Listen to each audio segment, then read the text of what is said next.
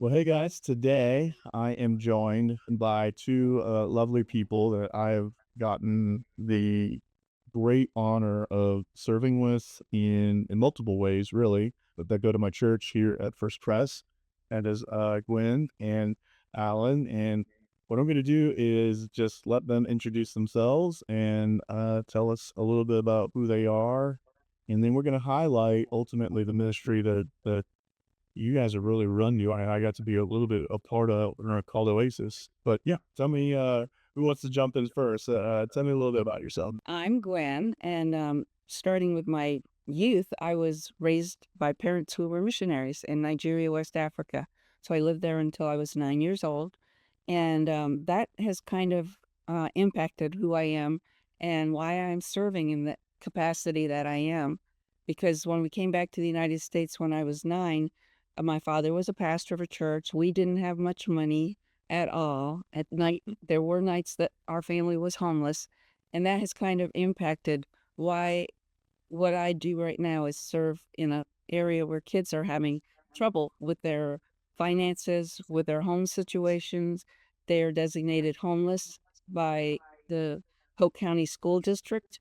Well, I guess primarily my time at Lakeland High School, I was also a pastor's son. I think I can relate to kids best because I moved so much. I think I was in 7 different schools during my 12 years of school.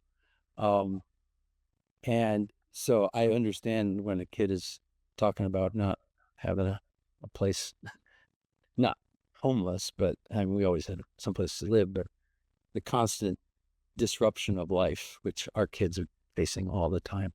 But when Gwen had this vision for Oasis, which was quite different at the beginning and changed dramatically within a 6-month period or so, when we realized kids weren't going to come down to the church, we were going to go to them.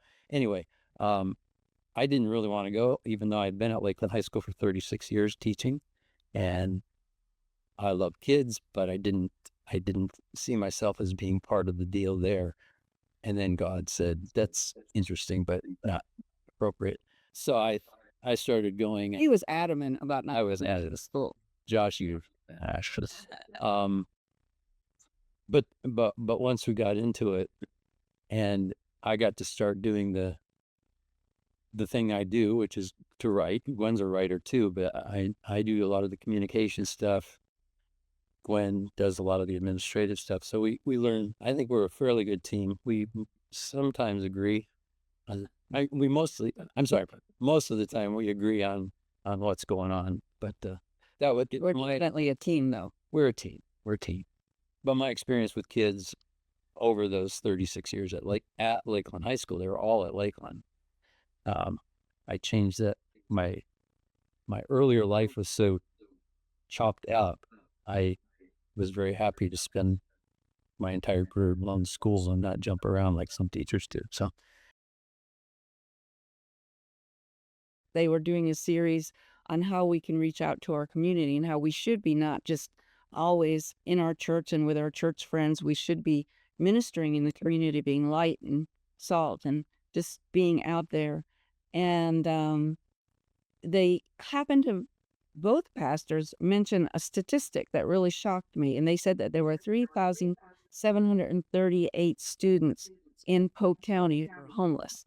Exactly that number. And I thought, oh, no, they can't both be right. They must have gotten their numbers mixed up. No, that's not right. And so I investigated, and sure enough, actually, it was more like 4,000 who were homeless at the time in Polk County schools. There are more now.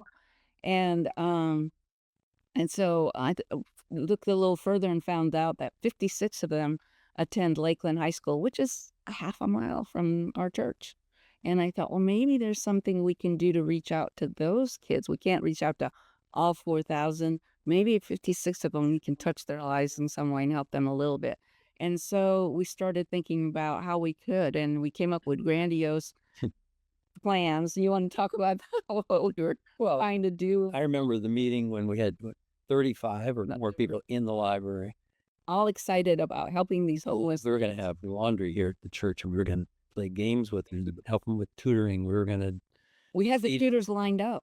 Oh, everything, and the enthusiasm was there. And then the school year started. We put the signs up every day down the street telling the kids where to come. And one girl came, but we were ignorant of the fact, I'm going to use the word, um, that these kids are athletes, they are artists, they are working, they are taking care of siblings. They didn't really have time to come after school. Right. Am I That's accurate absolutely though? right. We did not know that when we started finding out what was going on in their lives and how accomplished they were, even though they were designated as homeless. It was shocking to us, and no wonder we couldn't get them to come after school. Yeah. I think society's vision of a homeless kid or housing uncertain even is that they go and hide under a bridge at night.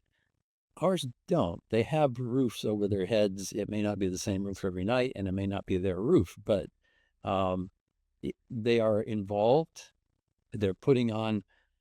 They want people not to see them as housing insecure. They want to see them as involved, and they love being. We have. I remember the first few times we were meeting after we finally got it going, because we were told, well, what you're doing is so valuable, what you're offering. Why don't you bring it to the school and start feeding the kids? And so we had the each child that was part of this Hearth program through the school district was given an invitation to come and pick up a free meal as they were getting on their school buses. So we would hand out Chick-fil-A, we'd hand out Firehouse subs, different things like that, and they loved them, but we didn't have any chance to interact with them. So they were rushing to their buses at Right. 2 o'clock in the afternoon. So then the faculty, the staff at the school decided we should probably just start feeding them during their lunch periods. And that is what we're doing now. And this is, how many years, 4 years later, and we're really locked into a kind of a schedule and routine. These kids love to come. But the first time that we were getting together, I remember I said to one of the girls, well, where do you live? And she said, I'm living at, no, not that hotel anymore. I'm at the Quality. No, we're not there anymore. I don't remember where we are tonight. So they went from hotel to hotel to hotel, and another boy slept in his uncle's truck. So some of them literally don't have places to sleep. Another boy who did come a couple times at the very beginning when we were doing it here at the church, he he lived in a house that was like 3 families put together that was meant for a small family.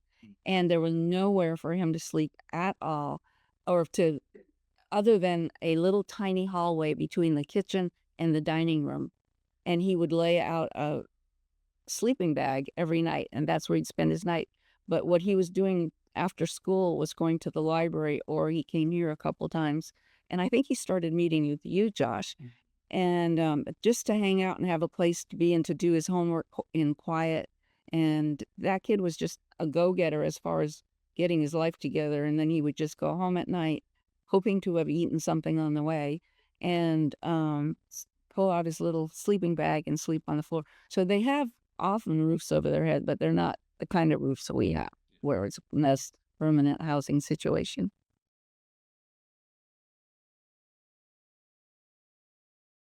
I think every county in the state and around the country has some program like Hearth. When mentioned the word Hearth, I don't know what it stands for. I think I actually wrote that. yeah, I always thought it was kind of a silly You don't need to know. acronym, but it's federally funded through the Department of Education. So guess what we're praying for at the moment? That's pretty much lunches and breakfasts, free lunch and breakfast at Title I schools, which I believe Lakeland still is.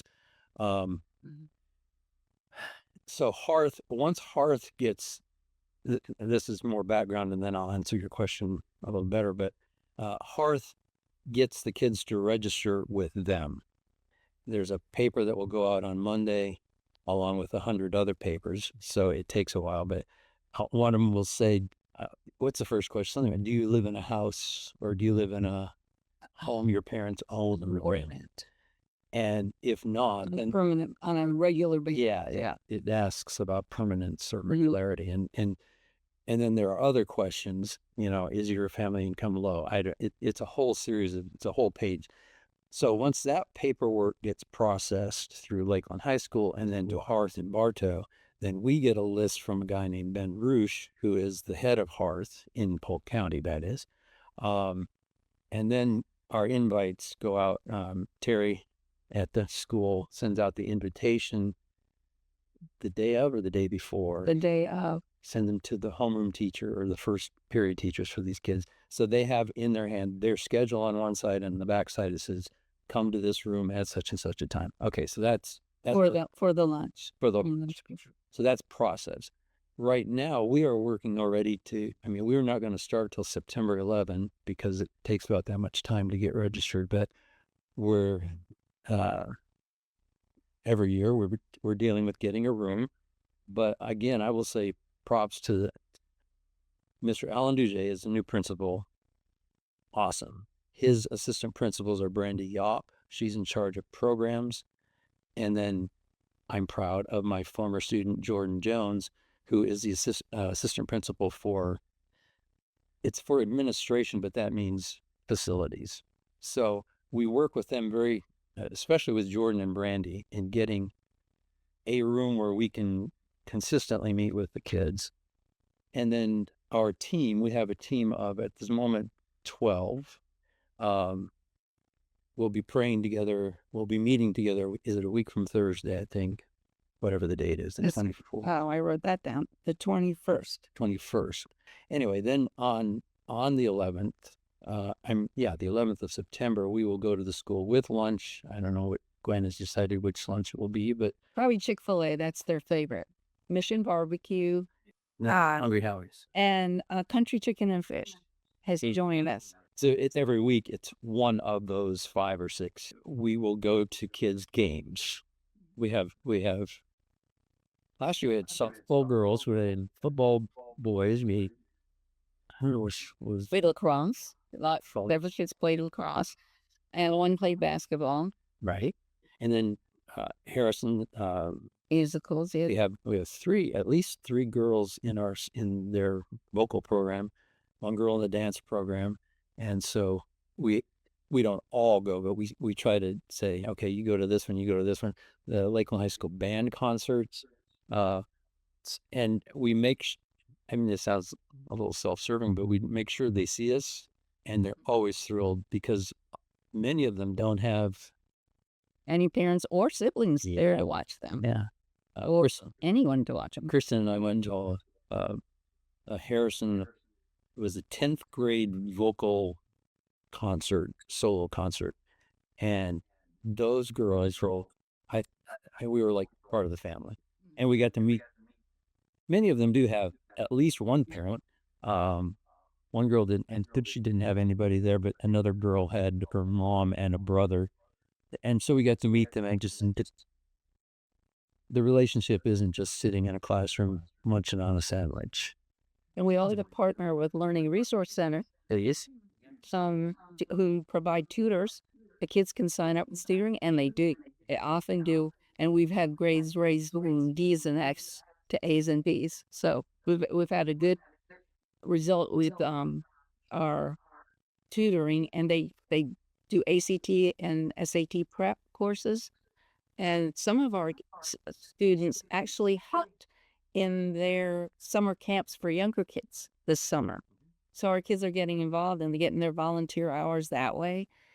And what else do we do? It is subject specific too, and a lot of math. That's where I would have been in high school, getting math help. But if we're allowed to mention, Caroline Kamer works for Learning Resource Center, and she does a lot of tutoring. Our towers, a gift for her. We also have a huge clothes closet that Ellen had enough to Steaks. It's more than just clothes. It's school supplies and a lot of food and things in the closet. People donate.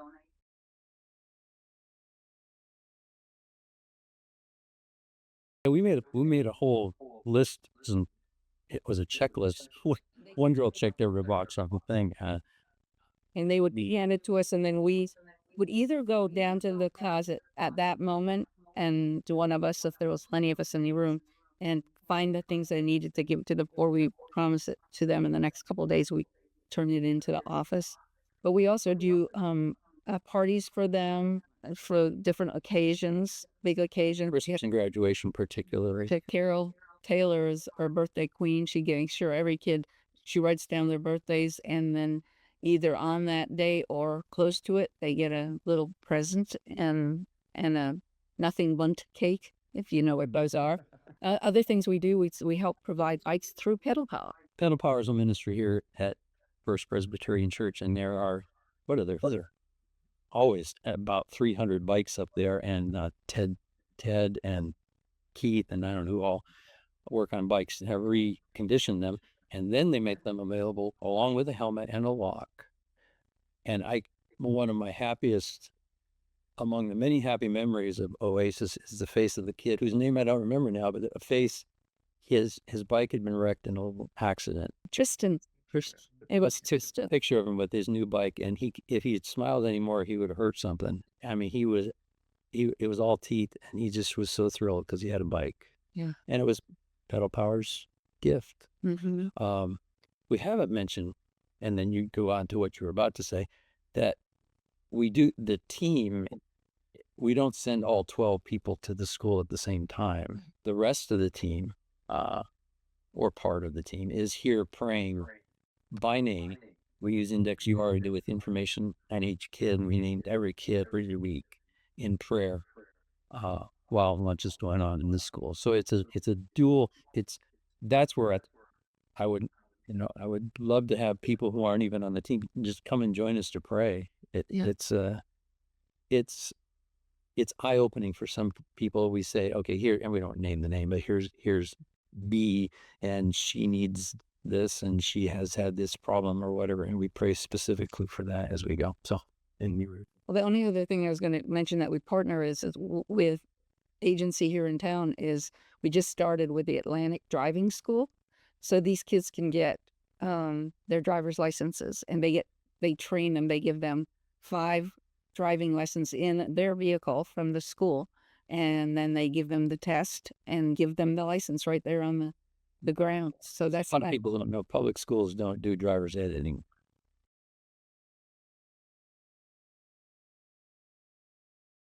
I think the thing that we do the very best is listen. That is one of our goals. We want to listen to them, and we've had kids comment on that. As one girl said, I love to come in here because I know you guys will listen to me and understand what's happening. And that was just so affirming of what we're trying to do. And we always tell when someone's going to be new and helping us out that we aren't to be talking that much. We're to be listening, and because it's so easy to say, oh, that happened to me when I was in high school, and just kind of ruin the moment for the kid, and just be able to listen and to actually sometimes even pray with them. We have done that several times in the classrooms. We do more listening than talking. Now, if a kid asks for advice, we can give it. We have one extraordinary younger man, who's all about motivation and setting goals. And boy, he talks to the kids, and he doesn't mess around. And he lives amongst them. Yeah, he does. His name is Tari. Yeah. Some of you know Tari Terry. He's a great helper to our program. He has his own fitness studio, and so he relates well to the athletes. Mm-hmm. Don't have to be athletic to relate to the guys, but anyway, he's very good with that kind of thing. But yeah, listening. I learned my lesson. I mean, I learned over my years of teaching. Lots of times it's too busy in the classroom to stop and listen. Now, I was an English teacher, so I got to listen through their journal writing and through their writing. So I learned how important it is. But yeah, these kids, I think they probably go through a day and nobody's paying attention to them. I think that's a very, very significant part of what we do is listen. And if, okay, I'll use letter J, as an example. He had interest in absolutely everything. We were able to hook him up with talking to Chad Jones at Allen and Company, just because Jay was interested in finance stuff. He wants to be an electrician, but he's interested. So So he got to spend an hour with Chad Jones. Thank you, Chad, and answered 1,000 questions for Jay. So we'll see where we can hook them up with someone in the community. We need to do that more. One of our neatest success stories is with one of our graduates. Yeah. Who still calls us up and says, "Hey, will you take me to breakfast?" And it's always IHOP. That's a favorite place. And and she received for graduation, one of the gifts we give them is a little book called "The Promises of God for Graduates," or God's Promises for Graduates. And she had that book and she started reading it and said, "I'm going to have to read my Bible more. I didn't know all this stuff was in there." So she did start to read it and she started to explore. She now comes to our church every Sunday evening to be part of the program that Tim Timmies runs, the college and career program. And she wrote us a note last year about "Thank you for introducing me to God." She gave us some flowers and a note that said, "Thank you for introducing me to God." And she is now a strong believer, and she's going to be heading off to FAMU to finish her last 2 years, because these 2 years she's done poke courses. And we're just so proud of her. She's just a neat example of what can happen. Doesn't always happen, but can happen with one of the kids from this program.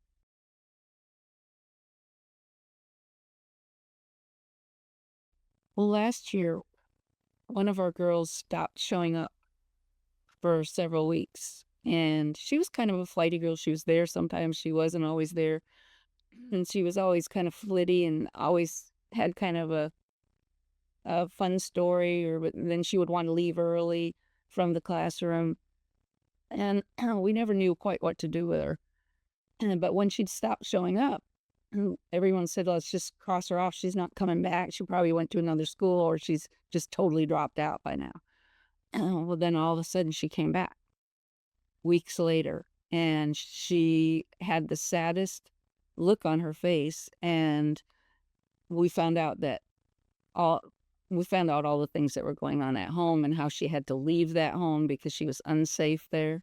And she just unloaded on us. And it was like, how could we have not seen that? How could we have just dismissed her as a student who just took advantage of the food when she wanted to and then would leave when all this was going on at home?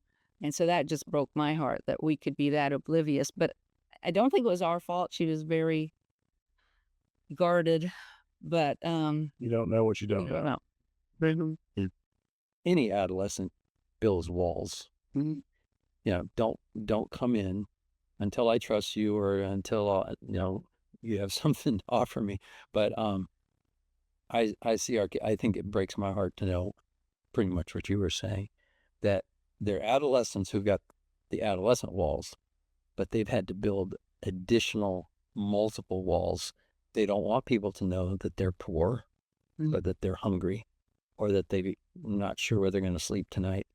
And so, if anybody came into our room, correct me if I'm wrong, if you looked at our bunch of kids, let's say we have 20 kids for lunch that particular in one of the 2 lunches, for the most part, they're smiling and they've got their headphones and they've got their conversations, and then this girl who's been abused and is having a rotten life, and we don't know how many are like that. Most of them, I'm going to guess. I have something going on like that. Yeah. Because life is hard for a 15-year-old boy who's raising his demented father, his grandfather. That's one of our kids. That's a heartbreaker. That's his guardian is his senile grandfather, and he's 15, so he can't drive. The grandfather has to drive him where he's going, and he sometimes gets lost. And then an older brother comes and steals the food from the refrigerator that they've gone to. It's just it gets more and more complex. And we send out this little thing called Bits and Pieces to anyone who has donated anything to the program. And Alan writes a little blurb every week to kind of describe what happened in this classroom that week and what the needs are. And this is what he wrote one time. "Some are black, some are white, some are brown, some are male, some are female. There are musicians, athletes, art students, and readers. Some have an easy time with academics, some struggle. They come on Thursdays, most with their invitation in hand, some without, but we take them all in.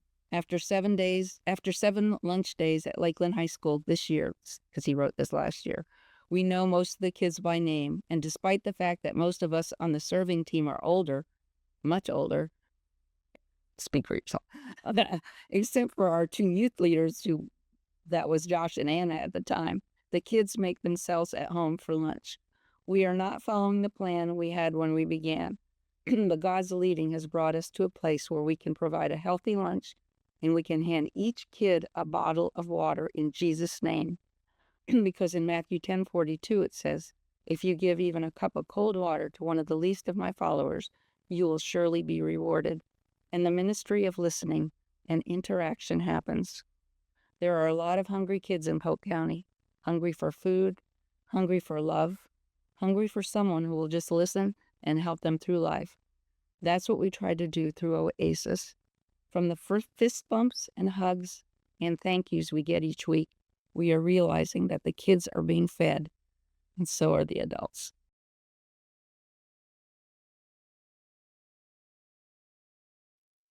If we don't have prayer, we don't do anything. We can't do anything. But God has blessed.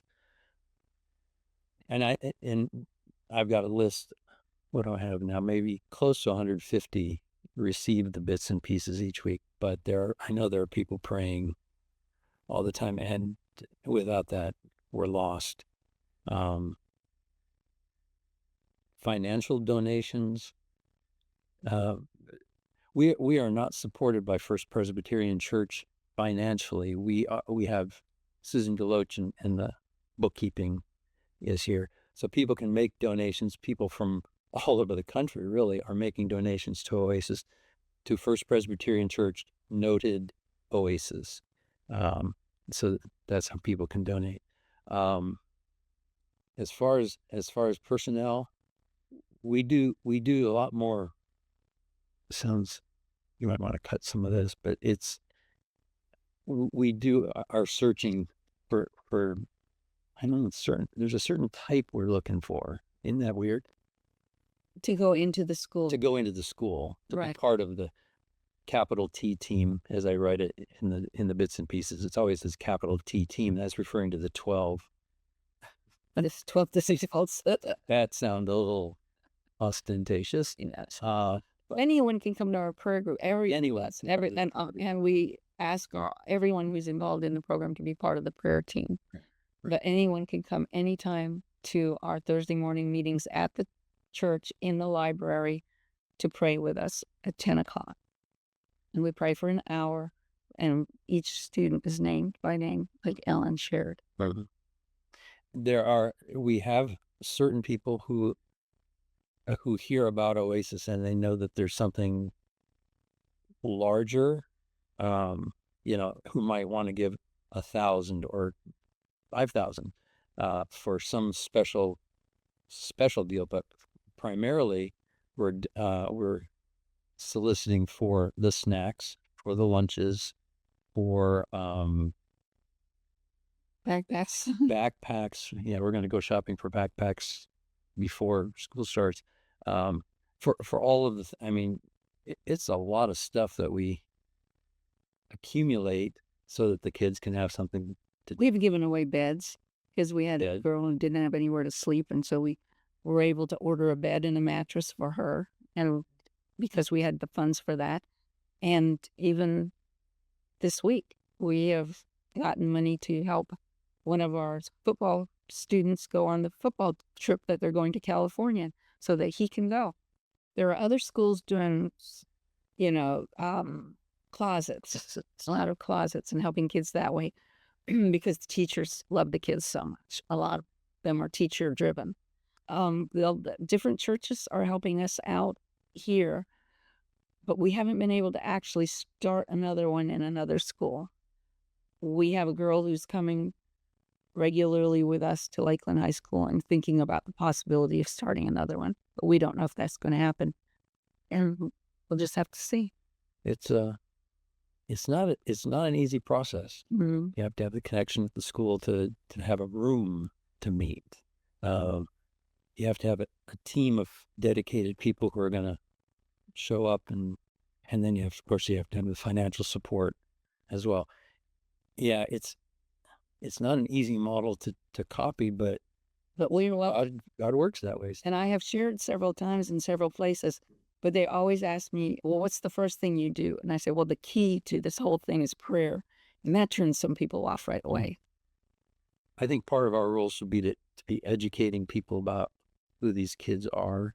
Uh, they're kids with needs, but they're kids with hearts and souls and with um, need for love and care. And I think I've gone off on a weird tangent there, but I think part of my goal when I talk to people about Oasis, I talked to one of my former students this morning about it. He was delivering his kid to the Little Shepherds this morning, and he said, "Well, what's Oasis? I'll be happy to talk to you for an hour and a half about it if you want." But you got to know that there are kids, even at, I mean, maybe more now than ever, but at Lakeland High School, um, there are kids who are needy. All the kids are needy at the high school, but more physically needed. But you said So- something at the very beginning that well, when we were starting, that you had been a teacher for 36 years. 36 years and he never knew that there were the homeless kids that could have been in his classroom. Yeah. And these kids are honor students, a lot of. Oh, yeah. AP. Some of them are top of the class. And they're working their tails off because they're getting so little support. I mean, they all work hard. I mean, good honor students work hard, but they're getting so little support, and yet they're doing it. And I think people need to know that these kids are outstanding human beings and not the dregs. I mean, I really think is this fair to say? Some people say, "Oh, it's so sweet what you're doing for these children." We're helping kids.